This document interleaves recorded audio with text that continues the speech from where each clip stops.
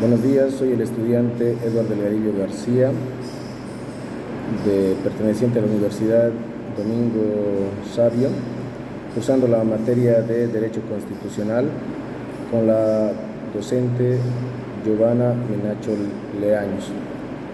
El siguiente video es parte del desarrollo del trabajo individual de la materia, el cual pide lo que es el análisis de 5 constituciones que como ejemplo y sustento alguna normativa jurídica sea aplicable a nuestra legislación en base a los argumentos e investigaciones que se hacen de estas constituciones. Para el presente desarrollo del trabajo vamos a tomar en cuenta las constituciones de Argentina, Chile, Perú, Colombia y Ecuador. Dentro de lo que manifiesta la Constitución argentina, nosotros, su sustento jurídico se basa en lo que es una república federal. Entonces, la República de Argentina se divide en provincias federales. Esta Constitución fue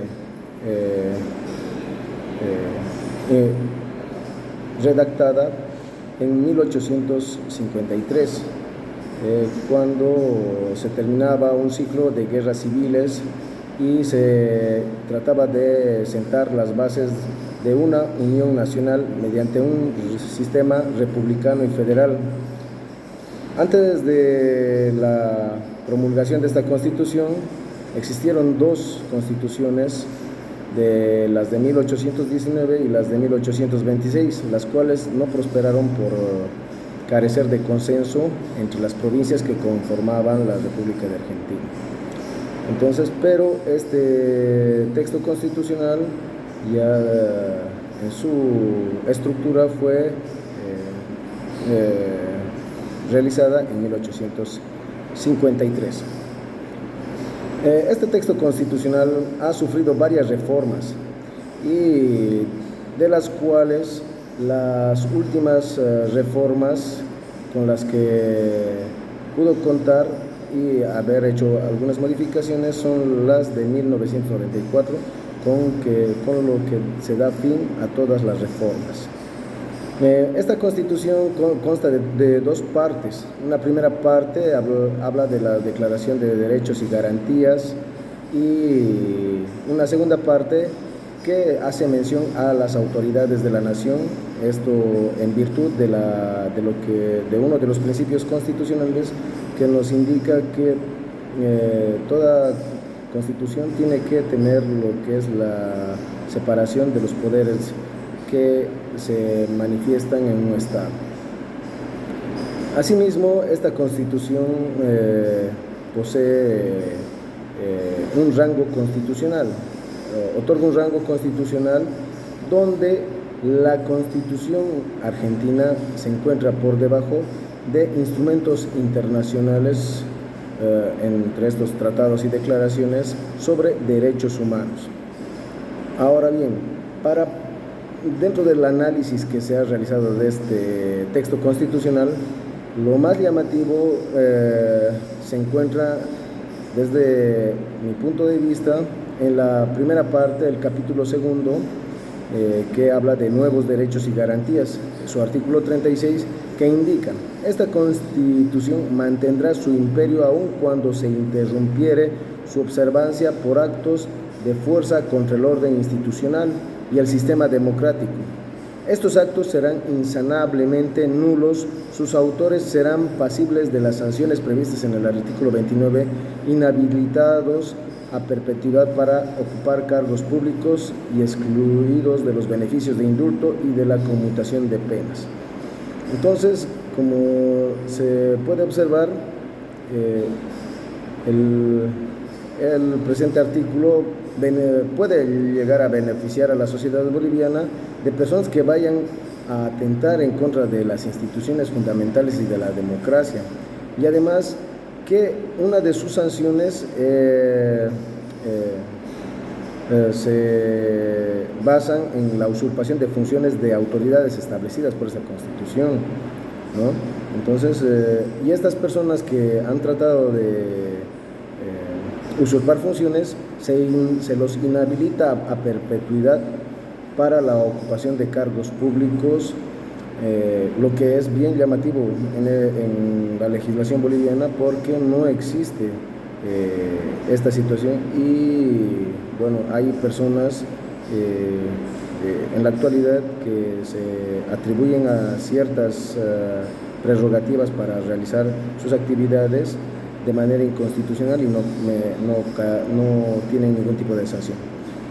Tenemos la Constitución chilena, llamada como la Constitución Política de la República de Chile, de 1980. Este texto constitucional fue aprobada el 8 de agosto de 1980 durante la dictadura del general Augusto Pinochet.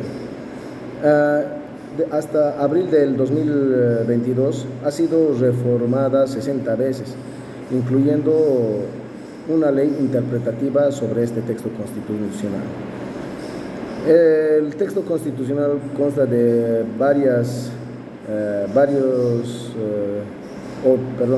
consta de 15 capítulos, los cuales los más fundamentales que se puede mencionar son las bases de institucionalidad, derechos y deberes constitucionales, la forma de gobierno, la forma del Congreso Nacional, el Poder Judicial y el Tribunal Constitucional. Dentro de esta Constitución, lo más llamativo son, desde mi punto de vista, se encuentra en el capítulo 3, que habla de los derechos y deberes constitucionales, que su artículo 23 indica: los grupos intermediarios de la comunidad y sus dirigentes que hagan mal uso de la autonomía de la Constitución, que la Constitución les reconoce, interviniendo inmediatamente en actividades ajenas a sus fines específicos, serán sancionados en conformidad a la ley. Son incompatibles los cargos directivos superiores de las organizaciones gremiales con los cargos directivos superiores y nacionales y regionales de los partidos políticos. La ley establecerá sanciones que corresponda aplicar a los dirigentes gremiales que intervengan en actividades político-partidistas y a los dirigentes de los partidos políticos que interfieran en el funcionamiento de las organizaciones gremiales y demás grupos intermediarios que la propia ley señala. En este artículo claramente se indica la malversación de los fondos de comunidades y se impone sanción a sus dirigentes. También hace referencia a aquellas personas que ejercen cargos gremiales que no pueden que no pueden tener injerencia en la política, y tampoco personas encargadas de realizar política pueden tener injerencia sobre aquellos grupos que están conformados en organizaciones gremiales. Lo que pasa generalmente acá en Bolivia es que se ve una clara injerencia de la política de los partidos políticos sobre aquellos que ejercen control de organizaciones gremiales, lo cual va afectando la autonomía del manejo y funcionamiento del gobierno. La Constitución peruana, la Constitución política del Perú, que tiene como fecha de promulgación la de 1993, la última norma constitucional, constituye a Perú como una república. Fue redactada a inicios del gobierno de Alberto Fujimori por el Congreso Constituyente Democrático, revocado tras la disolución de 2 cámaras del Congreso por un autogolpe en 1992. Esta Constitución fue aprobada mediante referéndum de 1993. Esta norma fundamental es la base del ordenamiento jurídico nacional del Perú. De sus principios jurídicos, políticos, sociales, filosóficos y económicos se desprenden todas las leyes de la República. Esta Constitución organiza los poderes e instituciones públicas, además de establecer y normar los derechos y libertades de la ciudadanía peruana. prima sobre toda la ley y sus normas son inviolables y de cumplimiento obligatorio. Entonces, ¿qué es lo que se puede resaltar de la Constitución peruana? Es que extiende bastante las facultades del Poder Ejecutivo, en especial del presidente, ya que fueron ampliadas hasta una potestad legislativa, ya que a través de decretos de urgencia puede hasta disolver el Congreso, ¿no? Entonces, eso es una de las características más resaltantes de la Constitución peruana. Otra es la unicameralidad, que posee solo una cámara dentro del poder legislativo, ¿no? Entonces no se tiene lo que es la Cámara de Diputados y Cámara de Senadores como se conoce tradicionalmente. Y dentro del análisis de esta Constitución, lo más llamativo dentro del análisis que se realiza se encuentra en el título tercero del régimen económico, capítulo tercero de la propiedad, que en su artículo 71 indica: en cuanto a la propiedad, los extranjeros, sean personas naturales o jurídicas, están en las mismas condiciones de los peruanos, sin que en caso alguno puedan invocar excepción ni protección diplomática. Sin embargo, dentro de 50 kilómetros de la frontera, los extranjeros no pueden adquirir ni poseer título alguno en cuanto a minas, tierras, bosques, aguas, combustible, ni fuentes de energía directa ni indirecta, individualmente ni en sociedad, bajo pena de perder en beneficio del Estado el derecho así adquirido. Se exceptúa en el caso de necesidad pública expresamente declarada por decreto supremo aprobado por el Congreso de Ministros conforme a ley. Este artículo claramente nos hace conocer que se limita el poder adquisitivo a los extranjeros, ¿no? El poder adquisitivo de propiedades en cuanto a minas, tierras, bosques, agua, combustibles y fuentes de energía. Entonces, pero estos terrenos o estas propiedades no pueden ser adquiridas a 50 kilómetros de la frontera de la República de Perú. Lo que pasa en Bolivia es que las fronteras no se tiene una normativa jurídica similar a esta y a consecuencia de ello podemos ver que en las fronteras de Bolivia se produce saqueos de explotación de algunas de tierras, bosques, aguas, ¿no? Y lo que más llama la atención es que se produce el tema de actividades dedicadas al tráfico ilícito de sustancias controladas. La Constitución de Colombia. La Constitución Política de la República de Colombia es la carta magna de este país, la cual fue promulgada en julio de 1991, conocida esta Constitución como la Constitución de los Derechos Humanos. Establece lo siguiente, a través de su título primero, que describe los principios fundamentales sobre los cuales se basa esta república. El título 2 habla sobre sus derechos fundamentales, los derechos fundamentales de las personas. El título 5 describe la estructura del Estado y la función pública, enumerada por 3 ramas del poder público, el cual es el Congreso, la rama del Congreso, y la rama ejecutiva y la rama judicial. Dentro del análisis que se hace de esta Constitución, lo más llamativo se encuentra en el título segundo de los derechos, garantías y de los deberes, capítulo 5 de los deberes y obligaciones. En su artículo 95, esta Constitución establece: son deberes de la persona y del ciudadano: 1. Respetar los derechos ajenos y no abusar de los propios; respetar y apoyar a las autoridades democráticamente, legítimamente constituidas para mantener la independencia y la integridad nacional. 7. Colaborar para el buen funcionamiento de la administración de la justicia.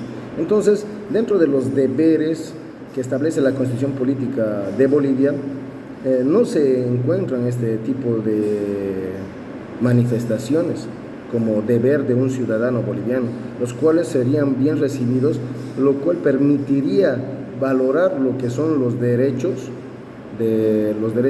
fundamentales de uno mismo y saber sus limitaciones. También nos ayuda a comprender que cada ciudadano aporta con el tema de la independencia y la integridad nacional y la justicia. La Constitución del Ecuador. La Constitución del Ecuador del 2008, denominada como Constitución de la República de Ecuador, es la norma suprema vigente de este país. La Constitución ecuatoriana establece como norma jurídica de mayor jerarquía dentro del ordenamiento jurídico ecuatoriano, primando inclusive sobre los convenios y tratados internacionales, salvo excepciones en caso de derechos humanos más beneficiosos para los ciudadanos de este país.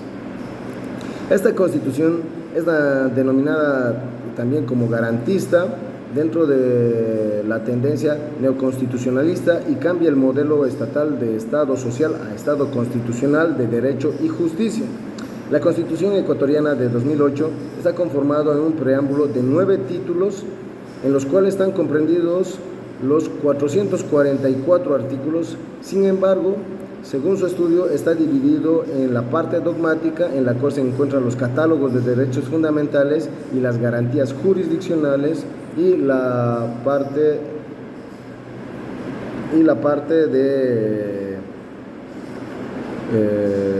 donde se establece y se organiza la estructura del Estado. Dentro del análisis de esta Constitución, lo más relevante podemos encontrarlo en el título cuarto, que habla de la participación y organización del poder, capítulo segundo, función legislativa, sección segunda, control de la acción de gobierno, que indica que la Asamblea, en su artículo 130, que la Asamblea Nacional podrá destituir al presidente o presidenta de la República en los siguientes casos: por arrogarse funciones que no competen constitucionalmente, previo dictamen favorable de la Corte Constitucional, y por grave crisis política y conmoción nacional. Este artículo otorga la potestad a la Asamblea para poder destituir al presidente por acciones que dañen la independencia de poderes de este país, o que genere una gestión, o que su gestión genere una crisis política que derive en una perturbación del orden público. Ese sería el análisis de esta situación. Gracias.